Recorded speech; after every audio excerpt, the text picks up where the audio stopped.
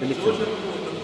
అదే ఎప్పుడైతే మనం ఓడిపోతామో నెక్స్ట్ ఇంకో అతని పైన నా అపోనెంట్ పైన నేను గెలవాలి, నేను ఎక్కడైతే ఓడిపోయానో అదే చోటు నేను గెలిచి వాళ్ళందరి ముందర కూడా నేను కప్ తీసుకోవాలన్న ఇన్స్పిరేషన్ థాట్ అనేది ఒకటి స్టార్ట్ అవుతుంది.